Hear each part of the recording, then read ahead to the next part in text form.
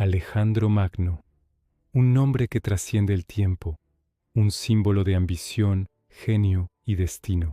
Antes de cumplir los 30 años, este joven macedonio había logrado lo que ningún otro hombre en la historia antigua, conquistar medio mundo conocido. Pero su camino hacia la gloria no fue casualidad, sino el resultado de una educación rigurosa, una mente brillante y una voluntad inquebrantable. Su historia comienza en el año 356 a.C., en Pella, la capital del reino de Macedonia. Su padre era el rey Filipo II, un estratega formidable que había transformado Macedonia de una nación débil y dividida en la potencia militar dominante de Grecia. Su madre, Olimpia, era una princesa de Epiro, de carácter fuerte y temperamento místico. Se decía que rendía culto a Dionisio y a las serpientes, y que estaba convencida de que su hijo era descendiente directo de los dioses. Desde su nacimiento, Alejandro fue rodeado por una atmósfera de destino y grandeza. La leyenda cuenta que la noche en que nació, el templo de Artemisa en Éfeso ardió hasta los cimientos, y los adivinos lo interpretaron como una señal de que un poder inmenso había llegado al mundo. Filipo, su padre, no tardó en notar la inteligencia precoz de su hijo. A los 13 años contrató como tutor nada menos que a Aristóteles, el filósofo más brillante de su tiempo. Bajo su guía, Alejandro aprendió filosofía, ciencia, política, medicina y literatura. Pero más allá del conocimiento teórico, Aristóteles le enseñó una idea que moldearía su vida, que los hombres pueden alcanzar la inmortalidad a través de la acción y la virtud. Alejandro absorbía las palabras de su maestro con fervor. Le fascinaban los poemas homéricos, especialmente la Ilíada, que relataba las gestas de Aquiles. Soñaba con emular a su héroe, con ser recordado por los siglos. En sus campañas futuras llevaría consigo una copia de la Ilíada anotada por Aristóteles, guardada bajo su almohada junto a una daga. Desde joven mostró un temperamento decidido y una valentía que rayaba en la temeridad. A los 16 años, mientras su padre estaba ausente en campaña, Alejandro fue dejado a cargo del reino. En ese tiempo los tracios del norte se rebelaron. Sin dudar, marchó con el ejército, derrotó a los rebeldes y fundó una ciudad en honor a sí mismo, Alejandrópolis. Era un presagio del hombre que sería. Sin embargo, la relación con su padre era compleja. Filipo admiraba la inteligencia y el valor de su hijo, pero temía su ambición. En los banquetes las tensiones entre ambos eran frecuentes. Filipo se había vuelto un rey poderoso, pero también un político astuto que buscaba alianzas matrimoniales. Cuando tomó una nueva esposa, Cleopatra Eurídice, de origen macedonio, Olimpia fue desplazada y Alejandro se sintió humillado. En un banquete, un insulto del tío de la nueva reina desató una violenta discusión. Filipo intentó atacar a su hijo, pero cayó al suelo, borracho.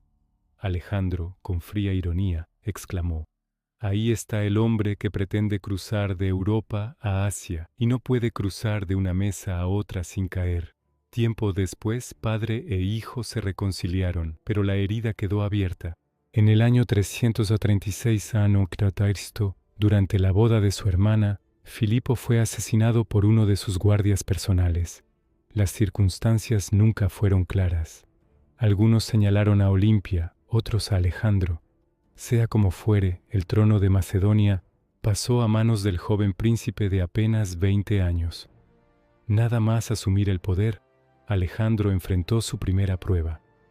Las noticias de la muerte de Filipo se extendieron rápidamente, y las ciudades griegas, creyendo que Macedonia caería en el caos, se rebelaron. Atenas, Tebas y Esparta comenzaron a conspirar. Alejandro respondió con una velocidad que dejó atónito al mundo. Marchó hacia el sur, cruzando Grecia con su ejército en apenas días. En Tebas, donde la rebelión había estallado con fuerza, Alejandro no mostró piedad. Asedió la ciudad, la tomó por asalto y la arrasó hasta los cimientos. De sus habitantes, 6.000 murieron y 30.000 fueron vendidos como esclavos. Solo dejó intacta la casa del poeta Píndaro. Era un mensaje para todos. Grecia estaría unida bajo su mando o dejaría de existir. Aquel acto brutal consolidó su poder. Las demás ciudades griegas se sometieron sin resistencia. Alejandro fue proclamado hegemón de Grecia, comandante supremo de las fuerzas que, según su padre, invadirían Persia. Así, con la autoridad plena de los griegos y la ambición de un joven rey, Alejandro se preparó para cruzar hacia Asia. En la primavera del año 334 a.C., cruzó el estrecho del Helesponto con un ejército de unos 40.000 hombres. Al pisar tierra asiática lanzó una lanza al suelo y proclamó que Asia sería suya por derecho de conquista. Luego ascendió hasta las ruinas de Troya, ofreció sacrificios a los héroes homéricos y colgó su armadura en el templo de Atenea, tomando en su lugar una supuesta armadura de Aquiles. Su campaña no era solo militar, era un viaje simbólico para igualar a los mitos de la antigüedad. El primer gran encuentro con los persas ocurrió a orillas del río Gránico. Los sátrapas locales habían reunido un ejército para detenerlo. Sus oficiales le aconsejaron esperar, cruzar el río al amanecer y evitar un ataque frontal. Alejandro, desafiante, respondió que sería una vergüenza esperar a que el enemigo recuperara el valor. En plena tarde, encabezó la carga con su caballería, cruzó el río bajo una lluvia de flechas y arremetió contra la línea persa. En el fragor del combate, su casco fue atravesado y apenas sobrevivió gracias a sus compañeros, pero la victoria fue total. El Gránico marcó el inicio del fin para la dominación persa en Asia Menor. Ciudad tras ciudad, las colonias griegas del oeste de Asia se rindieron a él, recibiéndolo como a un libertador. Sin embargo, no todas fueron fáciles de tomar. En Halicarnaso, una poderosa fortaleza costera, las fuerzas persas resistieron durante meses. Alejandro la sitió con máquinas de asedio y finalmente la redujo a ruinas. Con Asia Menor asegurada, su atención se volvió hacia el corazón del imperio persa. Mientras tanto, el gran rey Darío III preparaba una respuesta. Movilizó un enorme ejército y esperó a Alejandro en las llanuras de Cilicia, cerca de la ciudad de Isos. Era el año 333 a.C. Los persas superaban en número al ejército macedonio por al menos 3-1. Sin embargo, la geografía jugó a favor de Alejandro. El combate se desarrolló en un valle estrecho, donde los persas no podían desplegar su superioridad numérica. Antes de la batalla, Alejandro recorrió las filas a caballo, dirigiéndose a sus hombres. Les recordó que no luchaban por Grecia, ni por Macedonia, sino por la gloria eterna. Cuando la batalla comenzó, su caballería golpeó con fuerza el flanco izquierdo persa, mientras la infantería mantenía el centro firme. En medio del caos, Alejandro detectó a Darío en su carro dorado. Sin dudar, cargó directamente hacia él. El gran rey, aterrorizado, huyó dejando atrás a su ejército, su familia y su tesoro. La victoria fue aplastante. Darío perdió miles de hombres, mientras que las bajas de Alejandro fueron mínimas. En su campamento, el conquistador encontró a la esposa, las hijas y la madre del rey persa. En lugar de maltratarlas, las trató con respeto y las protegió. Era un gesto calculado, una mezcla de magnanimidad y política. Tras Isos, Alejandro marchó hacia el sur, decidido a tomar las ciudades fenicias. Su objetivo era neutralizar la flota persa asegurando los puertos del Mediterráneo. Sidón se rindió sin luchar, pero Tiro, orgullosa e independiente, desafió su autoridad. Era una ciudad fortificada sobre una isla, con murallas gigantescas que se alzaban sobre el mar. Alejandro pidió entrar para rendir culto a Melkart, el dios local, pero los tirios rechazaron su petición. Aquello fue una ofensa que el macedonio no olvidaría. Juró que conquistaría Tiro, aunque tuviera que unir el mar con la tierra. Ordenó construir un istmo de piedra y madera para conectar la isla con la costa. Durante 7 meses, sus hombres trabajaron bajo constante ataque. Los tirios lanzaban fuego, proyectiles y buques incendiarios, pero el dique avanzaba lentamente. Finalmente, cuando alcanzó la isla, Alejandro lanzó el asalto final. Las murallas cedieron y la ciudad cayó. fue saqueada sin piedad. Se calcula que 8.000 hombres murieron y más de 30.000 fueron vendidos como esclavos. La caída de Tiro tuvo un efecto devastador sobre el mundo antiguo. Las demás ciudades comprendieron que resistir a Alejandro era inútil. Desde entonces, su fama dejó de ser la de un rey macedonio. Era ya una figura legendaria, un conquistador de proporciones casi divinas. Su siguiente destino fue Egipto, donde fue recibido como un libertador. Los egipcios, cansados del dominio persa, lo proclamaron faraón. En agradecimiento, Alejandro fundó una nueva ciudad a orillas del delta del Nilo, Alejandría. Diseñada por arquitectos griegos, pronto se convertiría en el centro intelectual del mundo helenístico. Durante su estancia en Egipto, viajó al desierto de Siwa para visitar el oráculo de Amón, el dios solar. El viaje fue peligroso. Su caravana se perdió entre las arenas y muchos murieron de sed. Pero Alejandro llegó y los sacerdotes lo recibieron como hijo de Amón. Al salir del templo, sus hombres le preguntaron qué le habían dicho los dioses. Él solo respondió lo que deseaba oír. Desde ese día se convenció de que su sangre era divina. Con Egipto bajo su control, su mirada se dirigió de nuevo hacia el este. El corazón del imperio persa lo esperaba.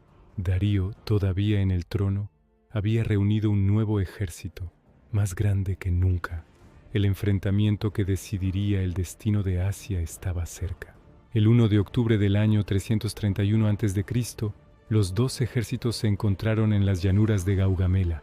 Los persas eran cientos de miles, apoyados por carros de guerra y elefantes. Alejandro, con menos de 50.000 hombres, sabía que debía confiar en la táctica y en la moral de sus tropas. La batalla comenzó con un ataque persa masivo. Alejandro esperó el momento justo, maniobró hacia la derecha para alargar la línea enemiga y en el instante preciso lanzó su caballería de élite directamente hacia el centro. En cuestión de minutos, el frente persa colapsó. Darío volvió a huir y su ejército se disolvió. La victoria fue total. Alejandro entró triunfante en Babilonia, luego en Susa y finalmente en Persépolis, la capital ceremonial del imperio. Allí, ante el esplendor del palacio de Jerjes, decidió prender fuego a la ciudad. Algunos dicen que lo hizo para vengar la invasión persa a Grecia, otros que fue un arrebato de embriaguez. Las llamas consumieron los tesoros del oriente, y con ellas el imperio persa llegó a su fin. Apenas tenía 25 años. En ese momento, Alejandro era el amo de Asia, el conquistador más grande de su tiempo. Pero no se detendría allí. En su mente, el mundo era demasiado pequeño para su ambición. Aún quedaban tierras por descubrir, pueblos por someter, glorias por alcanzar. Era el comienzo de una nueva etapa, la expansión hacia los confines del oriente, y con ella, la transformación de un hombre en leyenda. Tras la caída de Persépolis, Alejandro Magno había alcanzado la cima de su poder. Persia, el imperio más vasto del mundo, yacía a sus pies. Sus enemigos estaban muertos o dispersos. Las ciudades se rendían sin resistencia. Los reyes lo llamaban señor y sus hombres lo veían como un héroe invencible. Pero el verdadero desafío aún no había comenzado, porque conquistar un imperio es una cosa, gobernarlo, otra muy distinta. Después de la victoria, Alejandro comenzó a comportarse de un modo que desconcertó incluso a sus más fieles compañeros. Adoptó vestimentas persas, incorporó nobles orientales a su corte y empezó a exigir que se le rindiera homenaje como a un dios. Sus soldados macedonios, acostumbrados a verlo como un igual, lo miraban ahora con sospecha, pero Alejandro no buscaba complacerlos. Tenía una visión más grande, unir Oriente y Occidente en un solo imperio, donde griegos, persas y pueblos conquistados convivieran bajo un mismo poder. Mientras consolidaba su dominio, Darío III aún vivía. El gran rey había huido hacia el este con un pequeño séquito, con la esperanza de reunir otro ejército. Alejandro no podía permitirlo. partió en su persecución a través de montañas y desiertos, cruzando el corazón de Asia. Durante meses lo siguió sin descanso, hasta que en una región remota de Bactria encontró su destino. Darío fue asesinado por sus propios hombres antes de que Alejandro pudiera alcanzarlo. Cuando los macedonios encontraron el cuerpo del rey persa, Alejandro lo cubrió con su propio manto y ordenó que se le dieran honores reales. Aquel gesto tenía un significado profundo. No solo había conquistado Persia, ahora reclamaba ser su legítimo heredero. En ese momento, Alejandro podía haber regresado a Macedonia como el conquistador más grande que jamás existió, pero su ambición no conocía límites. Miró hacia el horizonte y vio nuevas tierras, nuevas fronteras, nuevos desafíos. En su mente ardía la idea de llegar al fin del mundo, a los confines donde nacía el sol. Su siguiente objetivo fue la región de Bactria y Sogdiana, territorios montañosos y rebeldes donde las tribus locales se negaban a aceptar su autoridad. Allí se enfrentó a enemigos invisibles, a una guerra de guerrillas que desgastó a su ejército durante años. Fue una de las etapas más duras de su vida. Los pueblos del lugar, liderados por valientes jefes como Espitamenes, lo atacaban constantemente. Alejandro respondió con una ferocidad sin límites. Arrasó aldeas, ejecutó rebeldes y pobló las tierras con colonos leales. Pero en medio de la violencia también encontró amor. Durante su estancia en Sogdiana conoció a Roxana, la hija de un noble local. Su belleza y su orgullo cautivaron al conquistador. Contra todo consejo político se casó con ella. Fue un matrimonio simbólico, la unión entre Grecia y Oriente. Mientras tanto, la tensión entre Alejandro y sus oficiales crecía. Muchos no comprendían su nueva visión imperial. En una noche fatídica, tras una discusión encendida, Alejandro asesinó con sus propias manos a Clito, uno de sus amigos más antiguos, el hombre que le había salvado la vida en el río Gránico. El remordimiento lo consumió durante días. Encerrado en su tienda, se negó a comer o beber. Aquel acto marcó un punto de no retorno. Alejandro había dejado de ser simplemente un rey macedonio. Era ahora un monarca absoluto, distante, reverenciado y temido. Con el norte pacificado, Alejandro volvió su mirada hacia el este. Más allá del Hindu Kush se extendía la India, una tierra de riquezas y leyendas. Allí, según los relatos, existían reinos poderosos y criaturas míticas. Alejandro decidió marchar hacia lo desconocido. El cruce de las montañas fue brutal. El frío, la falta de víveres y las largas distancias acabaron con miles de hombres. Pero cuando llegaron a las llanuras del Punjab, encontraron un mundo distinto. Frente a ellos, el rey Poros los esperaba con un ejército inmenso, compuesto por elefantes de guerra. Era el año 326 a.C. En las orillas del río Hidaspes, ambos ejércitos se enfrentaron bajo una tormenta torrencial. Por primera vez, Alejandro vio el miedo en los ojos de sus hombres al escuchar el bramido de los elefantes. Pero el joven rey demostró de nuevo su genio. Cruzó el río en secreto durante la noche, sorprendió a su enemigo al amanecer y atacó con velocidad. La batalla fue feroz. Los elefantes causaron estragos, pero finalmente los macedonios prevalecieron. Cuando Poros fue capturado, Alejandro le preguntó cómo deseaba ser tratado. El rey indio respondió con dignidad. Como un rey, admirado por su valor, Alejandro no solo le perdonó la vida, sino que lo restituyó como gobernador de su propio reino. Era una muestra de respeto, pero también una estrategia para asegurar la lealtad de los pueblos conquistados. Sin embargo, tras Hidaspes, el ejército estaba agotado. Habían marchado durante casi una década, atravesando continentes y enfrentando lo imposible. Cuando Alejandro anunció que seguirían avanzando hacia el este, hacia el Ganges, sus soldados se rebelaron. En un momento cargado de emoción, le rogaron que regresara. Alejandro, furioso y decepcionado, se encerró en silencio durante días. Finalmente aceptó lo inevitable. El mundo no podía ser conquistado por completo. De regreso, su ejército emprendió una ruta infernal a través del desierto de Gedrosia, en lo que hoy es Irán y Pakistán. El calor abrasador y la falta de agua acabaron con miles de hombres. Algunos relatos cuentan que, en medio de la travesía, un soldado encontró un pequeño casco lleno de agua y se lo ofreció al rey. Alejandro lo vertió en la arena frente a todos, diciendo: «Si no hay suficiente para todos, no beberé». Ese gesto de sacrificio renovó el espíritu de sus hombres. Finalmente, tras años de campaña, Alejandro regresó a Babilonia, la capital de su vasto imperio. Pero lo que encontró no fue paz, sino un trono rodeado de intrigas, resentimientos y cansancio. Muchos de sus generales se habían vuelto ambiciosos, otros lo miraban con temor. La gloria de las conquistas se había transformado en una pesada carga. En Babilonia, Alejandro intentó poner en práctica su visión final, la fusión de Oriente y Occidente.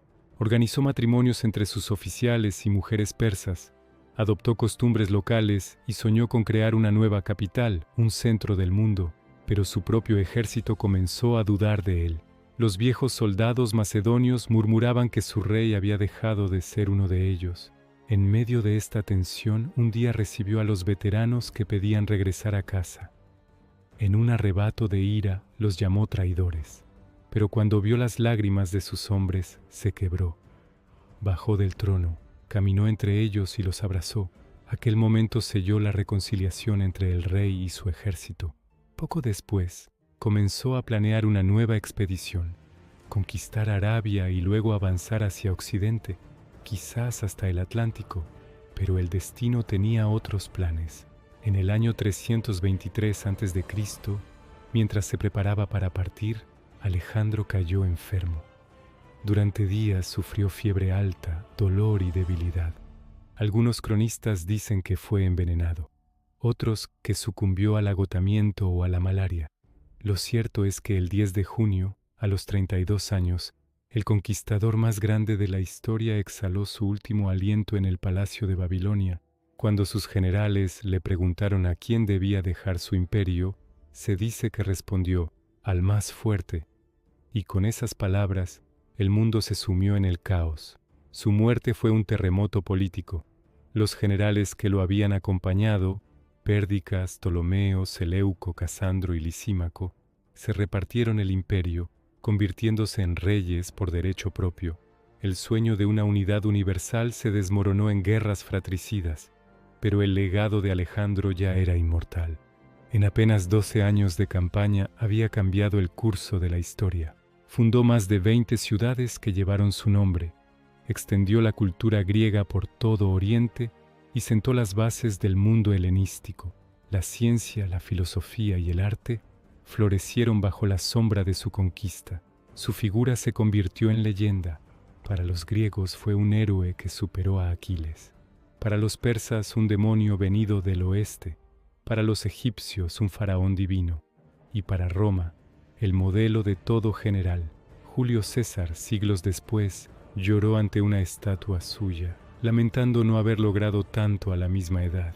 Pero detrás del mito hubo un hombre, un joven que soñó con ser recordado para siempre, que desafió los límites del mundo conocido y pagó el precio de su ambición. Alejandro Magno murió sin herederos legítimos, sin un sucesor claro, sin un final glorioso en el campo de batalla.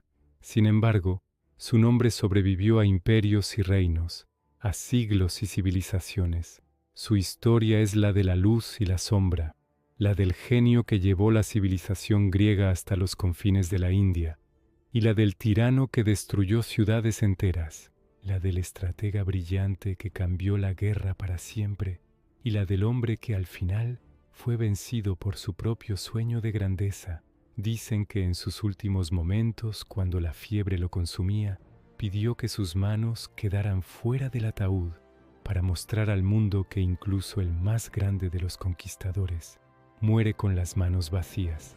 Y así terminó la vida de Alejandro, el hijo de Filipo, el alumno de Aristóteles, el rey de Macedonia y señor de Asia, un hombre que conquistó medio mundo antes de cumplir los 30 y cuyo espíritu aún cabalga en la memoria de la humanidad. porque mientras exista la ambición, mientras los hombres sueñen con superar sus límites, el eco de su nombre seguirá resonando a través de los siglos. Alejandro el Grande.